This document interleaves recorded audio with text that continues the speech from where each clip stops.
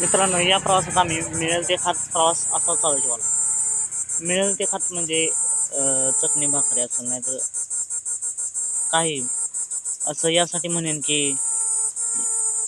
यापैकी काही जण असे सुद्धा होते की ज्यांनी आजपर्यंत चटणीला हात सुद्धा लावला नव्हता, म्हणजे चटणी कधी खाल्ली नव्हती. जसा की मला सुद्धा चटणीची म्हणजे आवड नव्हती, तिखट खायची सवय नव्हती. तरी सुद्धा या प्रवासात मिळेल ते खात, मिळेल त्या जागेवर झोपत, म्हणजे प्रवास हा रात्रीचा होता आणि या प्रवासात